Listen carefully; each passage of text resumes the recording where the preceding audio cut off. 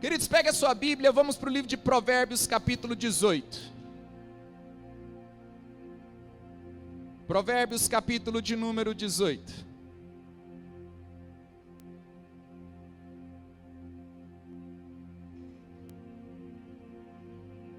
Encontraram?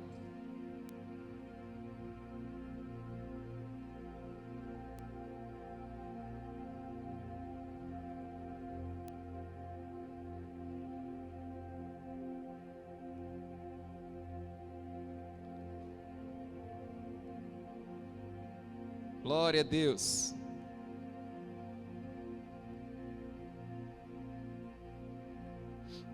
Encontraram aí, né? Nós estamos falando, já tem alguns dias, sobre o medo. Quem está aqui já caminhando com a gente já alguns cultos aí? Eu acho que hoje é o 5º culto seguido e é o último, né?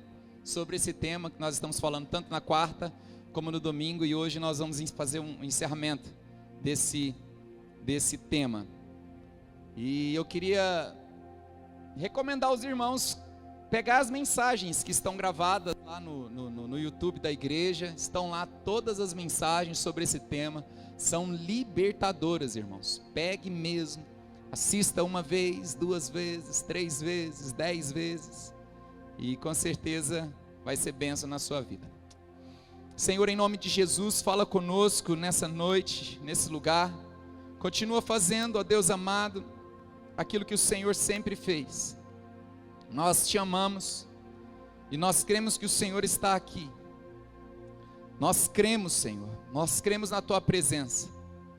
Que a glória do Senhor, que o poder do Evangelho, Senhor, acompanhe a tua palavra neste lugar. Em nome de Jesus Cristo. Em nome de Jesus. Provérbios capítulo 18, versículo de número 19. O texto diz assim: um irmão ofendido é mais inacessível do que uma cidade fortificada, e as discussões são como as portas trancadas de uma cidadela. Vou ler novamente. O irmão ofendido é mais inacessível. Tem uma tradução que diz que o irmão ofendido é mais difícil de conquistar do que uma cidade forte. Essa diz que o irmão ofendido é mais inacessível do que uma cidade fortificada. E as discussões, as contendas, são como os ferrolhos de um palácio. Eu gosto muito dessa tradução que diz assim. E essa diz aqui: as discussões são como portas trancadas de uma cidadela. Amém? Queridos, no decorrer desses últimos tempos, nós falamos sobre muitas coisas relacionadas ao medo. Mas eu gosto muito de simplificar as coisas e chegar ao entendimento que, independente das formas e das maneiras que brotou essas raízes dentro de você, você precisa entender que para Jesus a forma de tratar, a forma de libertar, a forma de curar é sempre a mesma. Nós temos uma mania de achar que se o problema é complexo para nós, é complexo para Deus. Se é simples para nós, é simples para Deus. Então nós criamos uma dimensão da atuação de Deus a partir do que a gente acha do problema. Irmãos, deixa eu falar uma coisa para vocês. Uma dor de cabeça e um câncer para Deus é a mesma coisa na operação da cura. Para Deus abrir o Rio Jordão, um riozinho pequenininho, ou o Mar Vermelho, para Ele é a mesma coisa. Então, não crie uma dificuldade na ação de Deus a partir do entendimento que você tem do problema. Porque na verdade não é o quanto você entende do problema, é o quanto você conhece a Deus. Então nós aplicamos o nosso coração muitas vezes em querer conhecer muito sobre uma situação, e eu acho que isso tem o seu lugar, mas por mais que eu conheça sobre um problema, isso não me garante solução. Irmãos, mas quando eu conheço de Deus, irmãos, quando eu o conheço, e sempre olhe a palavra conhecer, não a partir, sabe, paralelo à palavra aprender, porque eu não aprendo sobre Deus, sabe, aprender, os livros podem trazer ideias sobre Deus, teólogos podem trazer teologia por si só é o conhecimento da divindade, é o conhecimento de Deus, mas quando fala sobre conhecer, tem que ser tratado de forma diferente de aprender, porque eu posso aprender sem me relacionar, mas é impossível conhecer sem me relacionar. Então, eu creio que é um tempo muito propício para a gente entender que não há problemas grandes do nosso entendimento que não diminua quando o conhecimento de Deus cresce. É proporcional. À medida em que o meu conhecimento de Deus vai crescendo, qualquer situação diminui, perde força. Amém, meus irmãos? Aleluia!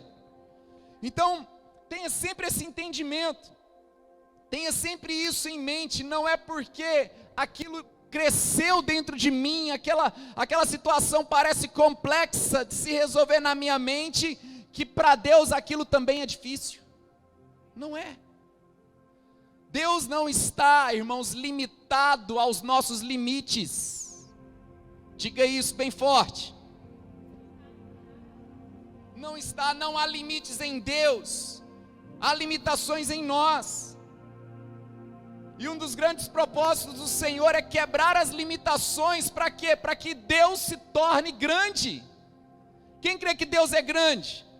Na verdade não é que Deus é grande, Deus é do tamanho daquilo que você pensa sobre Ele. Qual é o tamanho de Deus? É o tamanho do que você pensa.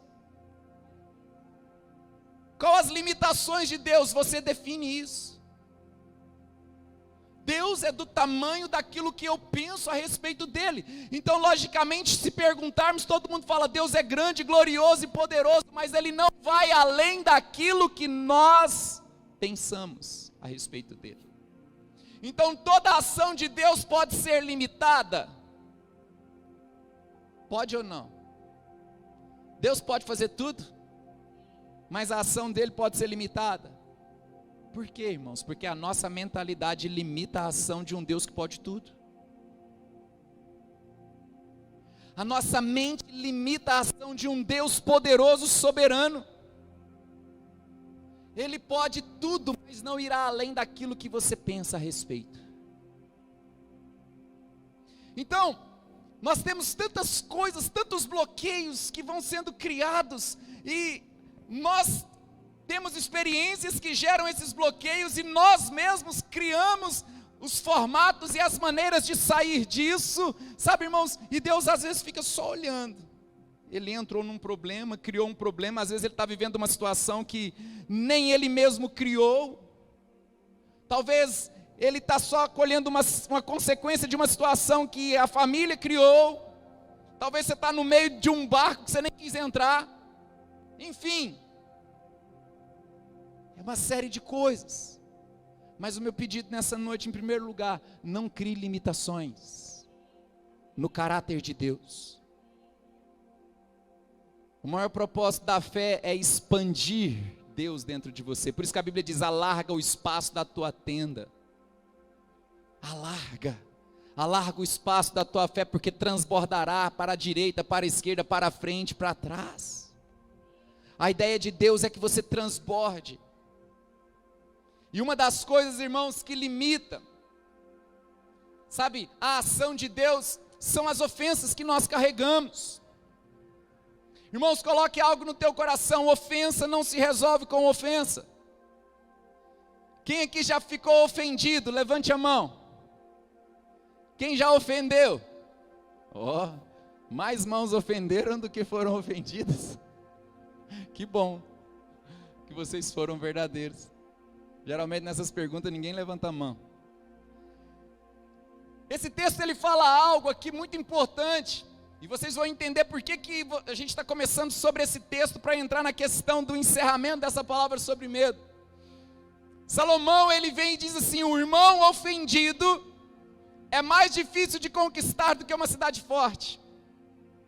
Porque uma pessoa, irmãos, entenda uma coisa, quando você ofende alguém, aquela pessoa ofendida geralmente tem uma tendência de criar já um pensamento e um bloqueio, um sentimento relacionado a você. Então toda a sua vida já fica definida na ofensa, todo pensamento que aquela pessoa tem de você já está definido com a ofensa que ele cometeu. Quem é aquela pessoa? Aí você, aquela pessoa fez isso comigo. Então você já define 100% da vida da pessoa a partir da ofensa. Para você, a pessoa é a ofensa. Irmão, você já imaginou quantas pessoas nos ofenderam? Às vezes dentro do lar, você ofendeu a esposa, ou ofendeu o marido, ou o filho ofendeu o pai, ou um amigo próximo, alguma coisa acontece, e de repente, irmãos, essa ofensa tornará aquela pessoa inacessível a você. Então não há nada que você fale, e não há nada que você faça que vai acessar o ofendido. Diga comigo assim: não resolvemos a ofensa, bem forte, não resolvemos o problema da ofensa com palavras. Então de repente você ofendeu alguém, você quer pedir, falar, quer conversar, quer se explicar. Irmãos, vou te dar um conselho: não resolve, porque esse irmão é inacessível, essa pessoa se torna inacessível, porque automaticamente você já fez toda uma formatação do caráter e da personalidade da pessoa a partir da ofensa. É assim, quase 100% dos casos. Poucas pessoas são maduras o suficiente para não definir 100% de alguém a partir de uma ofensa cometida. Poucas. Então o que a Bíblia está dizendo é que o irmão ofendido é mais difícil de conquistar, é mais difícil de acessar do que uma cidade fortificada. Ou seja, eu posso entrar numa cidade cercada de muros, como eram as cidades de antigamente, eu posso acessar este lugar. Esses muros tinham soldados em cima que vigiavam, tinham as sentinelas, tinham todos, mas a Bíblia está dizendo que é mais fácil eu entrar nessa cidade carregada de soldados, cercada de muros, do que acessar o coração de alguém que eu ofendi. É o que a Bíblia está dizendo. A grande questão é que a única maneira de resolver o problema, a chave de acesso ao coração de alguém ofendido, essa chave tem nome, e o nome dela é perdão. Então não há nada, você não tem nenhuma chave através de palavras, você não tem nenhuma chave através de ações, nenhuma coisa que você faça se tornará uma chave que acessará essa pessoa ofendida é que tem a chave, que é o perdão. Ou ela usa a chave para te dar acesso, ou então nenhuma das suas chaves vai poder fazer com que você acesse. E a segunda parte do versículo diz: e as contendas são como ferrolhos de um palácio. Por quê? Porque o fruto da ofensa é a contenda. Pessoas ofendidas um com o outro vivem em contenda. E a Bíblia está dizendo: e as contendas são como ferrolhos. As contendas, está dizendo, são como portas trancadas. Cada vez que você tenta acessar e a chave do perdão não foi usado, contendas vão existir. E quanto mais contendas, mais a cidade vai ficar fortificada, mais a pessoa vai ficar fechada. Contendas e mais contendas e mais contendas e mais contendas e mais contendas que não tem fim. E a Bíblia está falando que são como ferrolhos do quê? Do que, irmãos? De um? São como ferrolhos de um? Por que palácio? Você entra no palácio para quê? Palácio fala do que, irmãos? De um lugar real, de um lugar que se reina, de um lugar que se governa. O que a Bíblia está dizendo, que a ofensa, quando ela não é resolvida com o perdão, ela vai se tornar num inumerável número de contendas que impedirá você de reinar, que vai impedir você de governar. que vai impedir você de acessar o palácio. E a Bíblia diz que nós somos constituídos como reis e sacerdotes. A Bíblia diz que nós vamos reinar, o nosso chamado é para reinar, é para estabelecer governo. Irmão, governo para Jesus é algo tão simples. A Bíblia diz no livro de Isaías que o governo está no ombro dele. E o governo está nos seus ombros. Está lá. Eu me lembro da parábola da ovelha perdida. Quando Jesus encontrou a ovelha perdida, ele pôs ela onde? Onde que ele pôs a ovelha perdida? E o governo está na onde? Querido, você precisa aprender a ir para o ombro de Jesus. Porque o governo está lá. O governo está lá. O nosso Jesus, o governo para ele é algo muito simples, está no ombro. Então todo o entendimento que a gente tem que começar a ter nesse texto é que essa chave da cidade trancada chama perdão. Você precisa hoje, para sair, pastor, por que você está falando sobre essa questão da ofensa? Por quê? Porque existe uma ligação entre ofensa e medo. O que ocorre? O medo, irmãos, ele faz parte da mesma família da ofensa. Faz parte. Nós precisamos hoje liberar pessoas de ofensas, liberar pessoas de situações, liberar situações que você viveu em algum momento da tua vida, e acredite, não existe nada desconectado dentro da alma humana. Pastor, eu fui ofendido, mas eu não tenho medo, irmãos, não existe desconexões. Por mais que naturalmente você olhe e fala assim, mas isso não tem nada a ver com aquilo. Não, irmãos, tudo está interligado. Eu te garanto que se hoje você decidir quebrar, usar a chave do perdão e quebrar as ofensas para acessar palácio, todos os demônios do medo que estão governando lá dentro vão embora. Eu preciso abrir umas portas usando umas chaves para que outras situações sejam resolvidas. Talvez a gente não está governando em algumas áreas porque simplesmente não estamos usando a chave.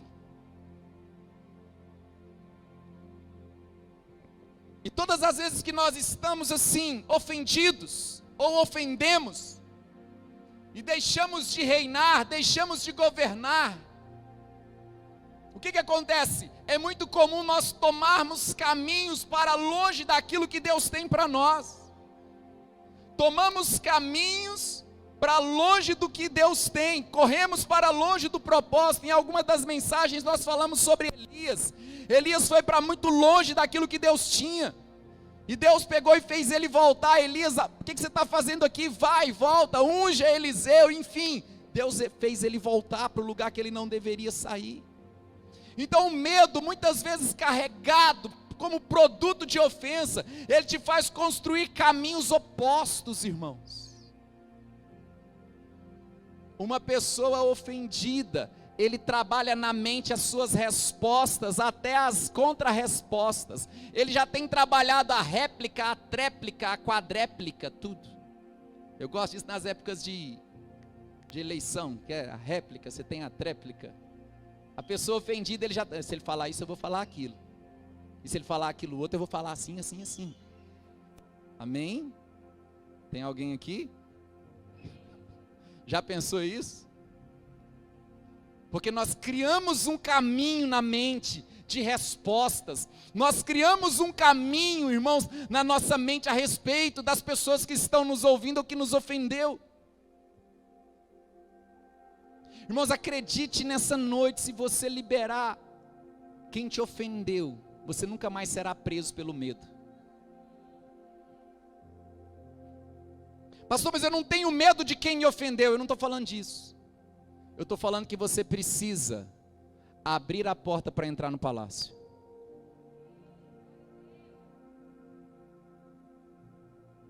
Eu sei que você não tem medo. Pelo contrário, se você pudesse, você partia para cima e rasgava ele ao meio. Torcia o pescoço de quem te ofendeu. Você está pronto para o embate a qualquer hora.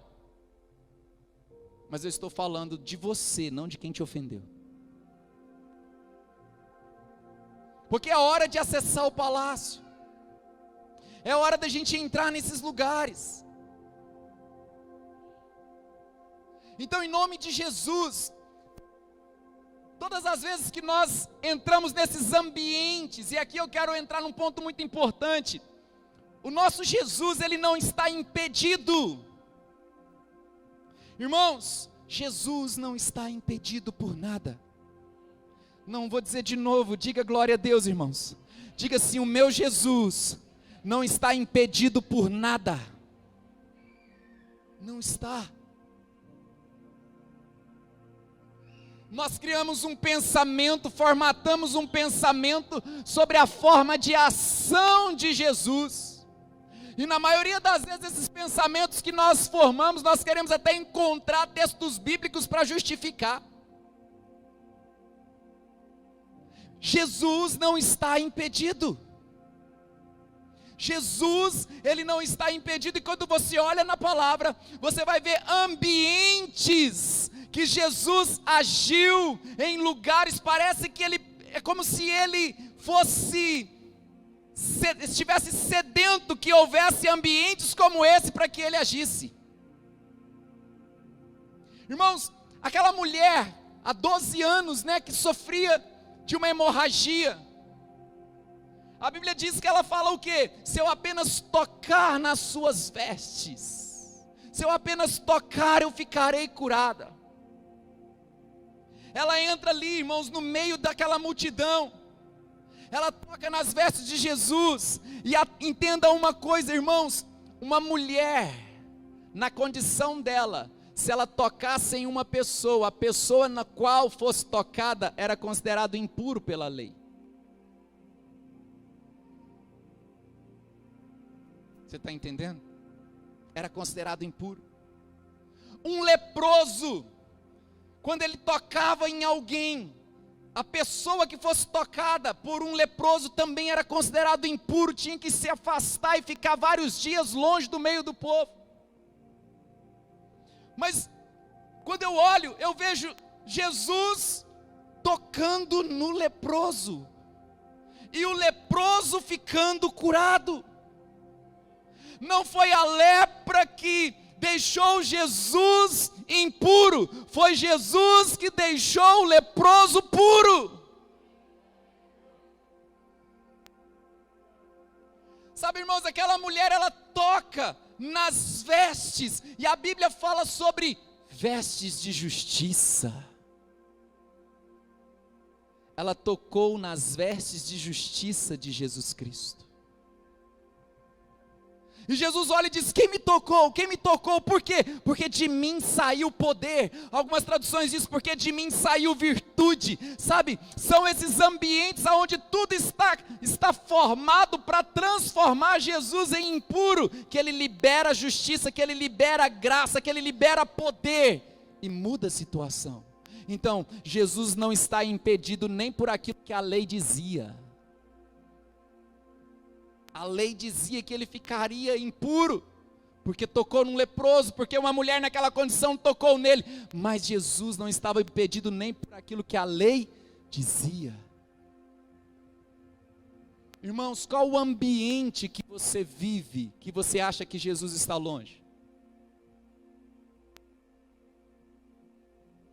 Qual o ambiente que você vive, que você acha que Jesus não entra e não acessa?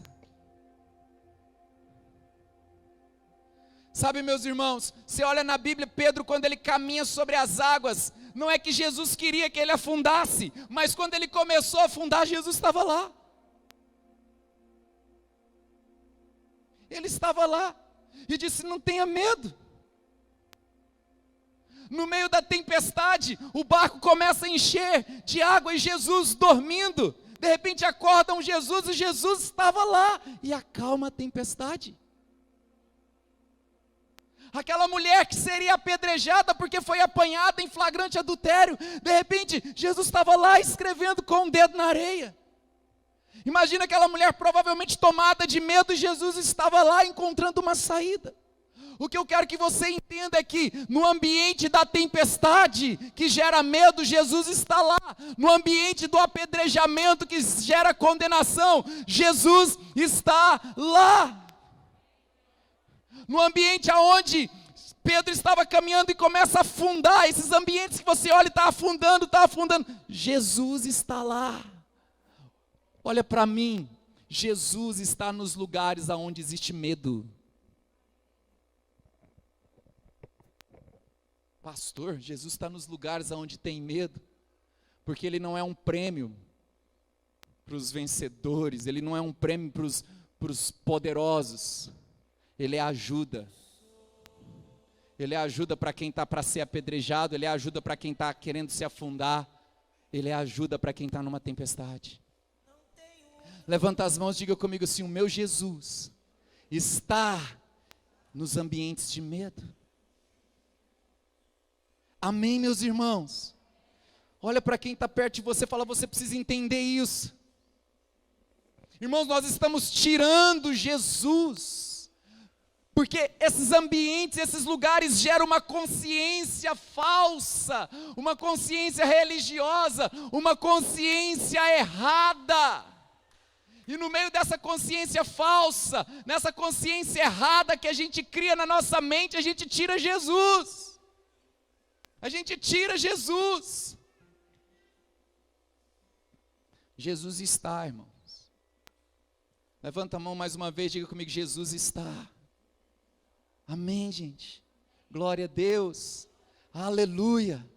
Por que você está falando sobre isso, pastor? Porque se você hoje deseja nessa última noite ser livre de todo sentimento que te oprime, você precisa ter consciência da presença. Você precisa ter consciência da presença. E a consciência da presença não é gerada, ela não é testificada pelo sentimento. Vou dizer de novo: a consciência da presença de Jesus, ela não é confirmada por um sentimento. Porque eu posso ter convicção da presença de Jesus sentindo alguma coisa que não faz parte do coração de Jesus. A consciência da presença, ela é confirmada pela fé. Diga comigo: Ele está comigo. Ele se faz presente. Não importa o sentimento. Não espere um sentimento para ter convicção de presença. Não espere um sentimento. Irmãos, tem gente se sentindo bem e Deus não está. E tem gente que está no meio de uma crise de sentimento e Deus está. E Deus está. Todas as vezes Ele vem e cria, nesses ambientes de crise, Ele vem e cria uma provisão. Ele cria uma saída. Ele estende uma mão, Ele escreve com o dedo na areia, Ele acalma a tempestade. Não impeça o meu Jesus, irmãos. Não impeça. O nosso Jesus não está impedido. Eu queria que você pegasse a sua Bíblia e fosse para o livro de 1 Timóteo. Abra lá em 1 Timóteo. Glória a Deus, amém, gente? Capítulo 1. 1 Timóteo, capítulo de número 1.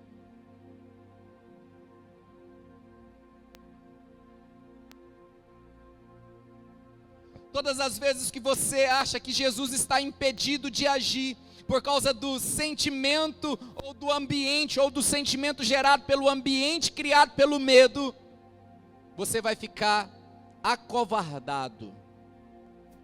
Irmãos, tem coisas, escute isso, tem coisas que era para você já ter vivido na sua vida, e você não viveu por causa de alguma covardia, gerada por um medo. Irmãos, preste atenção, quem crê que Deus restitui todas as coisas? Tem uma que Ele não restitui, é o tempo. O tempo que passou, Deus não restitui. Por isso que a Bíblia diz que há tempo para todas as coisas, para todo propósito debaixo do céu. Amém? Quem tem saudade? Quando eu tinha 15 anos. Tem como Deus restituir o tempo da sua mocidade? Não tem. Não tem. Quando eu era criança, não sei o que. O tempo não é restituído. O que Deus pode fazer é o seguinte: é acelerar os propósitos para que você viva o que você não viveu. Então Deus tem um plano, Deus tem um propósito, um projeto na sua vida, que era para ter sido vivido em algum momento e você não viveu por causa de algum tipo de situação. Deus acelera os propósitos, mas não restitui o tempo.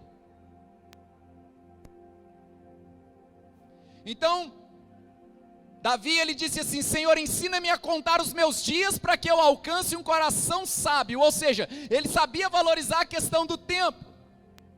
E quando a gente, irmãos, não entende isso, nós vamos, por causa de um sentimento gerado por um ambiente de medo, a gente se acovarda e deixa de viver o que Deus tem. Porque o medo vai travar você, o medo vai querer impedir você, dizendo para você mesmo, na sua própria mente, criando pensamentos: olha, você não consegue, não vai dar, Deus não tem isso. Então, as suas ações, as suas atitudes, elas ficam completamente comprometidas. Tem muita coisa que você já deveria ter colocado o cajado no mar. Tem muita coisa que era para você já ter vivido. E Paulo vem nesse texto, 1 Timóteo capítulo 1, versículo de número 6 e 7. Olha o que diz, versículos 6 e 7, 1 Timóteo, joga aí para mim na tela, por favor. Algumas pessoas se desviaram destas coisas e se perderam em discussões inúteis. 1 Timóteo capítulo 1, agora o verso 7. Pretendendo, é isso mesmo? É isso mesmo? Você está na tradução, põe aquela tradução NVI, se tiver NVI.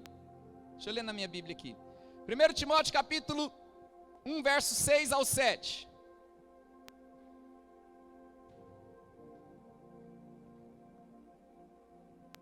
Alguns se desviaram dessas coisas, voltando-se para discussões inúteis, querendo ser mestres da lei quando não compreenderam. Não vai ser esse texto não. Deixa eu encontrar aqui, queridos. 2 Timóteo, não é primeiro não, é segundo. Amém? Só queria saber se vocês estavam atentos mesmo. Então está todo mundo atento. Vamos lá. Então vamos lá na tela. 1 Timóteo capítulo 1, versículo 6. Isso, vocês estão atentos. O qual se entregou a si mesmo. Está no capítulo 2, eu quero 1. 1 Timóteo 1. 2 Timóteo capítulo 1. 2 Timóteo capítulo 1. Esse Timóteo vai sair. Antes, segundo. Acho que eu vou ler na minha Bíblia mesmo. Vamos lá, 2 Timóteo capítulo 1, versículo 6. Por essa razão, torno a lembrá-lo de que mantenha viva a chama do dom de Deus que está em você mediante a imposição das minhas mãos. Primeira recomendação, ele diz: você precisa manter vivo o dom, a dádiva. Você precisa manter vivo dentro de você o que eu te entreguei. Quantas vezes, irmãos, Deus te entregou algo e você não manteve aquilo vivo por causa de algum medo? Deus te entrega algo, Deus te entrega um dom, você mantém vivo. E o verso de número 7 diz: pois Deus não nos deu espírito de covardia. Deus não nos deu espírito de covardia. Irmãos, quem está dentro de você é o Espírito Santo. O Espírito da fé está dentro de você. Deus não te deu espírito de covardia. Se algum dia você decidiu desistir, acredite, não é o Espírito de Deus que está produzindo isso. Se você disse eu vou desistir, eu vou parar, não é o Espírito Santo que está operando, porque Ele não te deu o espírito de covardia, mas de poder, de amor e de equilíbrio. Quando fala do espírito de poder, irmãos, está falando da fé. Em todos os textos que nós lemos sobre o medo, Jesus sempre dizia: por que você tem medo, ó homem de pequena fé? Ele relacionava a fé ao medo. Por quê, queridos? Porque na fé você manifesta o poder de Deus. Então, quando você se acovarda, o poder de Deus fica comprometido através de você. E Ele nos deu espírito de poder, fala de manifestações externas, e Ele nos deu espírito de amor, que fala de uma operação interna, porque é o amor que lança fora todo medo. Irmãos, entenda uma coisa, o poder vem quando eu falo de Deus. O amor vem quando eu falo com Deus. Está entendendo? Então você precisa ter no teu coração que não basta falar de Deus, você tem que falar com Deus. Não é só falar de, é falar com. Porque à medida que você fala com Deus, todo o seu interior vai ser tomado, toda uma operação interna vai acontecer no seu interior, de forma que não vai haver espaço para covardia. E a covardia, ela é a filha do medo. Deus não te deu espírito de covardia, não é a covardia que habita dentro, é o amor que habita dentro. Então eu fui tomado pelo amor que vem do meu Pai, eu falo com o meu Pai, eu tenho consciência desse amor, e não há espaço para me acovardar. Eu fui tomado com esse amor, e agora externamente eu manifesto o poder. Veja bem, fala do poder, fala do amor e fala do equilíbrio. O que é equilíbrio?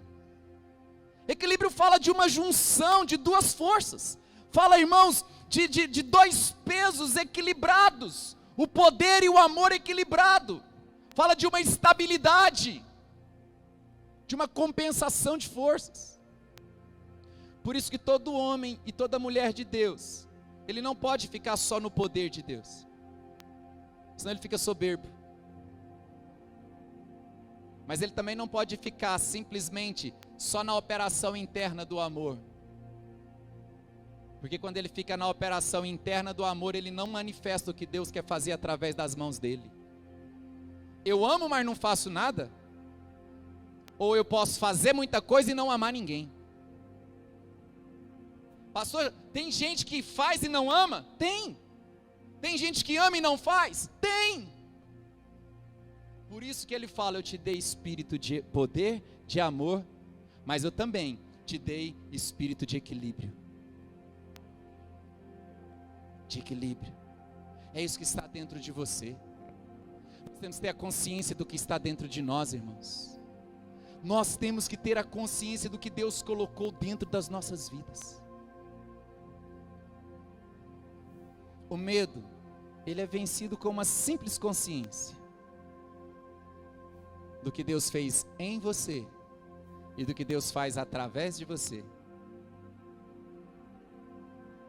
Você não nasceu para viver com nenhum sentimento de medo. E eu quero ler agora 3 versículos com vocês antes de encerrar essa palavra. O primeiro, Isaías 41.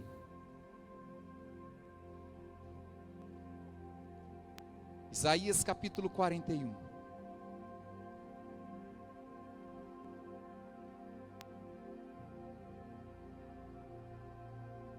Encontraram? Versículo 10. Eu quero que você pegue esses textos para a sua vida, que isso seja uma realidade na sua vida. Isaías 41, versículo de número 10 diz assim, olha o que diz o texto: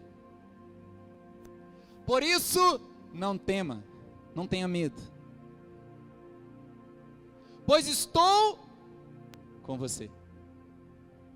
Aquela mulher que ia ser apedrejada, Jesus estava com ela? Pedro que estava afundando, Jesus estava com ele. O barco varrido pelas ondas, Jesus estava lá. E por que você acha que é diferente com você? Por que você acha que ele estava com todos esses textos que lemos e não está com você?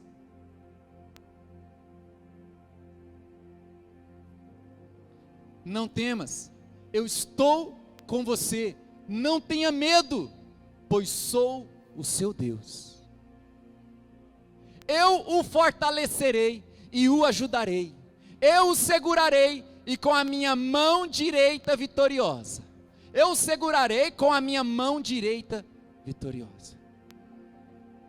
Você recebe, irmãos? Será que alguém aqui crê nisso?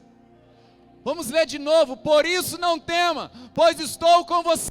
Não tenha medo, pois sou o seu Deus. Eu o fortalecerei e o ajudarei. Eu o segurarei com a minha mão direita vitoriosa.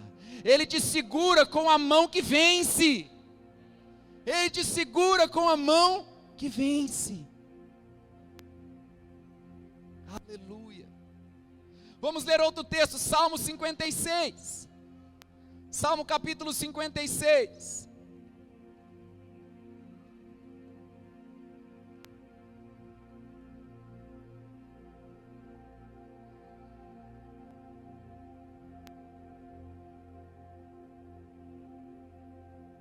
Aleluia. Versículo de número 3. Salmo 56, versículo 3. Olha o que diz, irmãos. Mas eu, quando estiver com medo, confiarei em ti. Entenda uma coisa, o sentimento pode até vir, mas no que você vai acreditar é decisão e escolha sua. Todos nós estamos suscetíveis a uma seta, um dardo de medo vir querer entrar na nossa vida. Então quando isso acontecer, se isso acontecer, o que eu tenho que fazer? Confiarei em ti. Sabe o que a gente quer, irmãos? A gente quer um milagre sobrenatural que vem e resolve isso. Não. Eu confio em ti, Jesus. E eu quero encerrar com esse texto de Romanos capítulo 8, versículo de número 15. Romanos 8, 15. Ah, Jesus está conosco, irmãos. Romanos 8,15. Encontraram? Olha o que diz. Pois vocês não receberam um espírito que os escravize para novamente temerem. Ei, medo não é algo comum para quem recebeu o Espírito Santo. Você não recebeu um espírito que os escravize para você ter medo de novo. Não é comum. Mas receberam o Espírito que os torna filhos por adoção, por meio do qual clamamos, Abba, Pai. Pastor, o que esse texto está nos falando? Que o Espírito que nós recebemos tem um clamor, esse clamor é pelo nosso Pai. O Espírito que está em nós, ele não nos leva a ter medo, pelo contrário, ele nos clama dizendo, não sou órfão, não estou sozinho, eu tenho um Pai. Ah, irmãos, quando uma criança está com medo, ele corre para onde? Por que você corre do pai? Então, você não corre do pai, você corre para o pai, porque o Espírito que há em você clama, Abba, Pai. Deus ama isso. Deus ama, sabe? Sabe aquele menino que está lá no quarto e de repente está meio escuro e ele corre, de repente você escuta lá na sua cama alguém entrando assim no meio das cobertas, sabe? Ele vai lá e dorme com você. O que foi que você está fazendo, meu filho? Não, pai, estou com medo. Ele sabe para onde correr. O problema é que ele faz isso quando é criança. A gente fazia isso quando era criança, mas a gente cresceu, né? A gente cresceu na fé. Agora a gente sabe tanta coisa da Bíblia que na hora de correr para o pai, a gente perdeu a simplicidade da criança. A gente perdeu. há um espírito dentro de você que clama. Você não recebeu um espírito para ficar escravo de novo. Posso dar uma palavra aqui, irmãos? Se você tem o Espírito Santo na sua vida, não deve haver espaço para o medo. Não deve haver espaço para o medo. Pastor, entrou. Confiarei em Ti, Jesus. Confiarei em Ti. Fique de pé no seu lugar, meus irmãos. Fique de pé.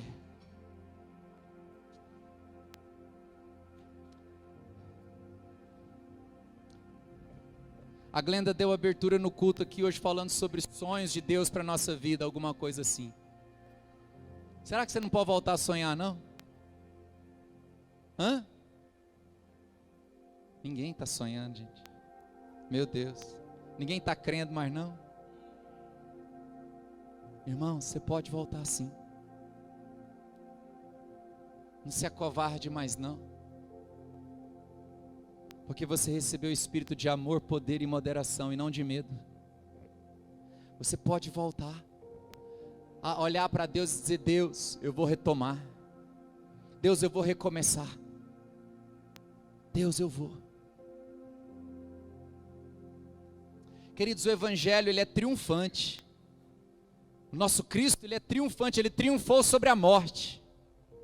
Ele venceu o diabo, venceu o mundo, venceu tudo. Ressuscitou. Esse é o nosso Jesus.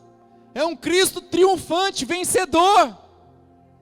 Eu não posso crer que eu tenha um comportamento diferente daquele do Cristo que habita em mim. Não pode ser. Ah, pastor, mas os dias estão difíceis. Olha as coisas que estão acontecendo. Irmãos, você decide para onde você vai olhar. Olha para mim, escute o que eu vou te dizer. O mundo está no curso do mundo. As coisas que acontecem no mundo está exatamente no curso que deveria estar. Ah, pastor, como assim? Se você olhar para a Bíblia, você vai ver que as coisas que estão acontecendo no mundo estão exatamente no curso que a Bíblia já dizia que estaria.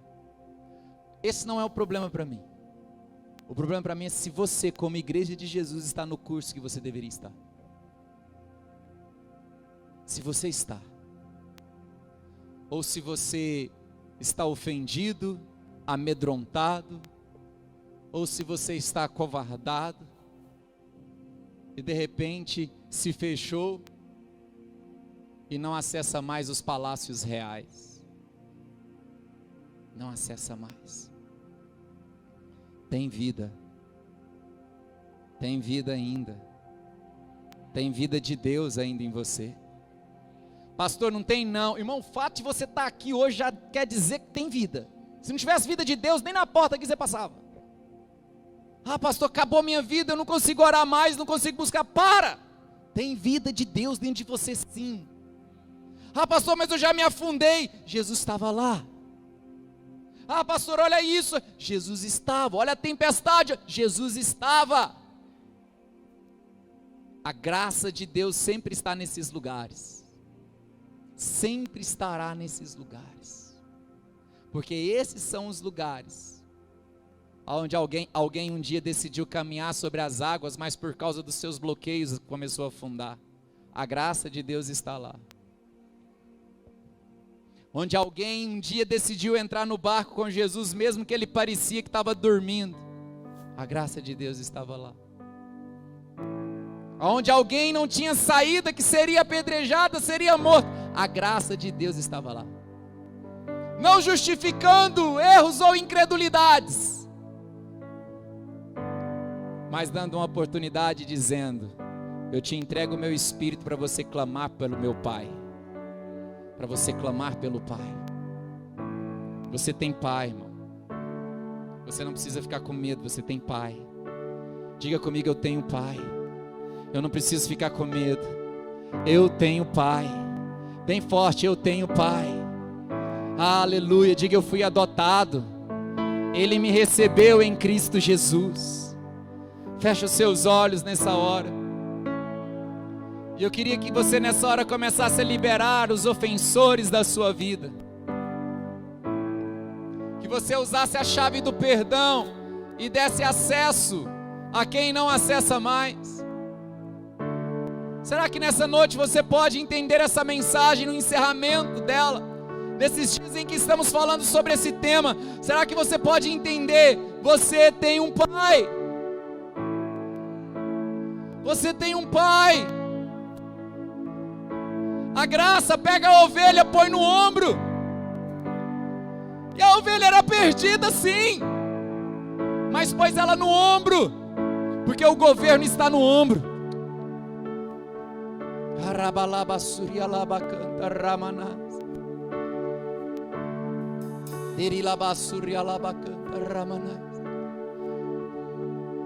Fecha seus olhos, irmãos.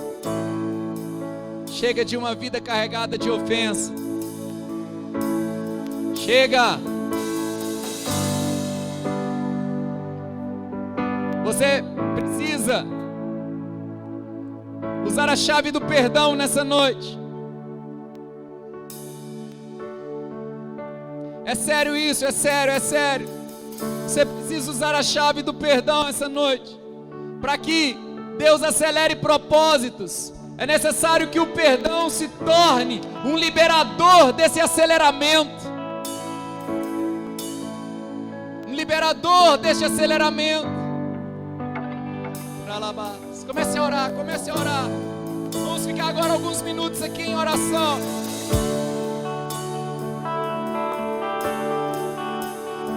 Vai orando.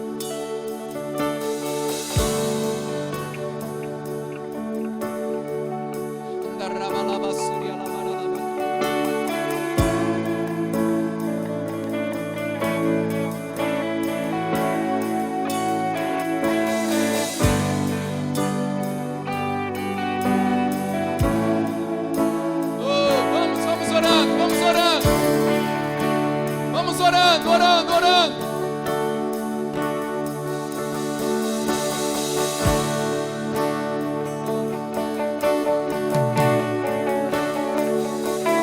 Quebra, Senhor, os ferrolhos da cidade fortificada. Quebra, Senhor, as trancas, os cadeados.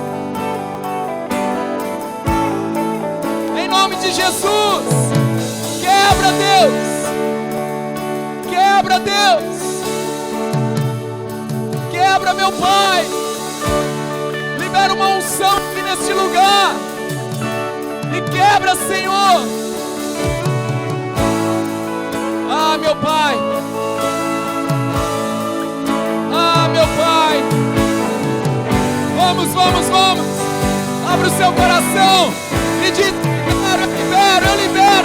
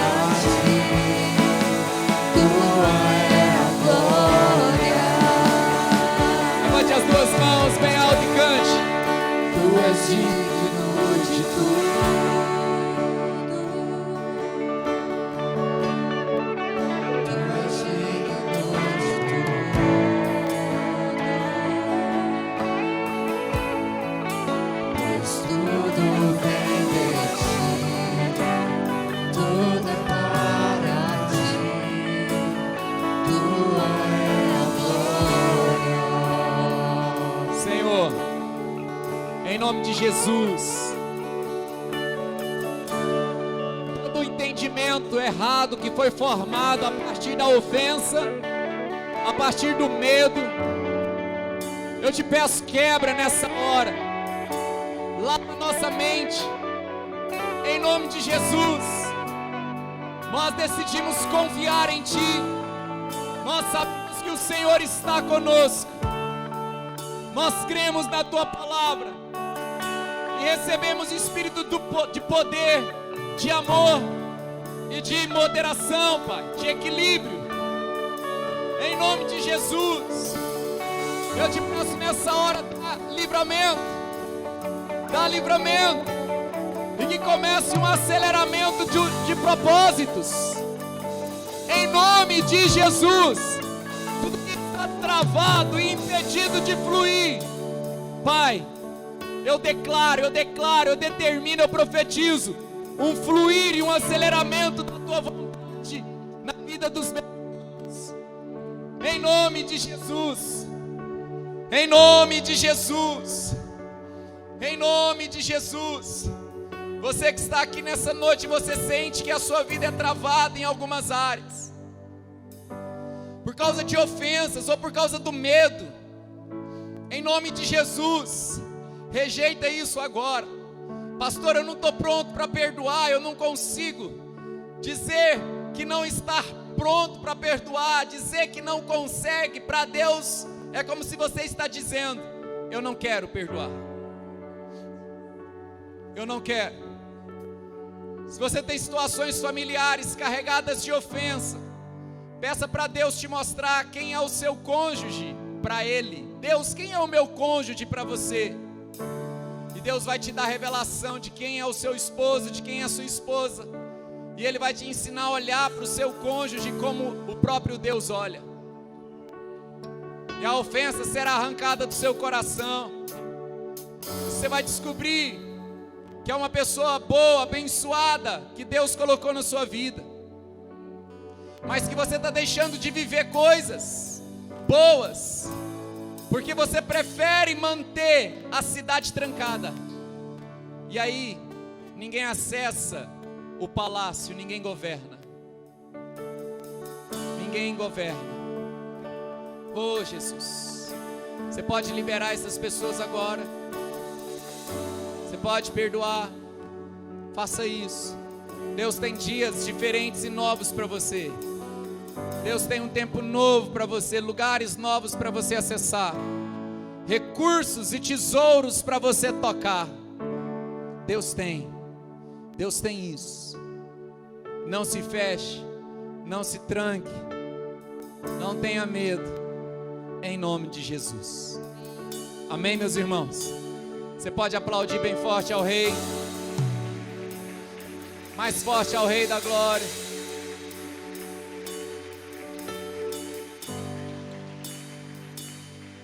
Amém. Antes de encerrar, tem alguém que pela primeira vez, só dá um tchauzinho assim, com a mão. Sejam bem-vindos também, muito bem-vindos, muito bem-vindos. Mais alguém? Sejam muito bem-vindos também, bem-vindos. Quantos irmãos pela primeira vez, né? Ficamos felizes com a presença de vocês. No final tem uma mesinha ali no fundo, o pessoal quer entregar uma lembrancinha para vocês, passa lá. É uma expressão do nosso carinho, tá bom?